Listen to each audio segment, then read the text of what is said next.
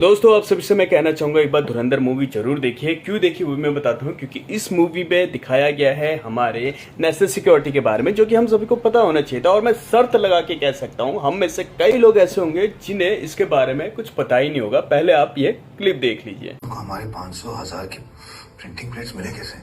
It seems ministry से कोई high level की ब्यूरोक्रेसी इन्वॉल्व है साहब। सर हाल ही में नेपाल बांग्लादेश से फेक करेंसी यूपी में काफी भारी तादाद में घुस रही है।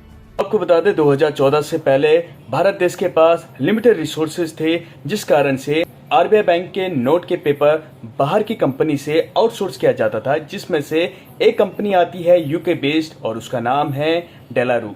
डेलारू सिर्फ एक ब्रिटिश वेंडर ही नहीं बल्कि 1949 में जब पाकिस्तान में प्रिंटिंग प्रेस कारपोरेशन बना था तो उसमें 40% का हिस्सेदार था। इतने सब कुछ जानते हुए भी यूपीए सरकार ने डेलारू कंपनी के कई टेंडर को भरा। डिपेंडेंसी ज्यादा बढ़ने के कारण 95% आरबीआई के जो भी कागज आते थे वो सब इसी कंपनी के थ्रू आया करते थे। असली क्लाइमेक्स आया 2010 पे, जहां पर फेक करेंसी का सर्कुलेशन भारतीय इकोनॉमी पे 400% हो चुका था। तो तब जाकर भारत के इंटेलिजेंस और सेंट्रल एजेंसी द्वारा बॉर्डर पे आईएसआई द्वारा बनाई गई नकली नोटों की करेंसियां पकड़ी गई।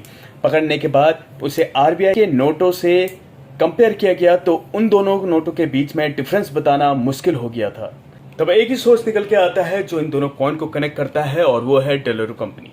तो उनसे बात करी गई, उन्होंने एक्सेप्ट किया कि हाँ उनके एम्प्लॉय द्वारा भारत की गोपनीय सूचनाओं को पाकिस्तान के साथ साझा करी गई थी, जहां पे उनके एम्प्लॉय कॉम्प्रोमाइज हुए थे।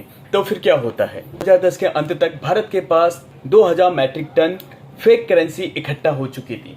2014 पे सरकार चेंज होती है और 2016 पे लगती है नोटबंदी, जो कि जरूरी भी थी इन चीजों को रोकने के लिए, और इसी के कारण फेक करेंसी टेररिज्म को लगाम लगी।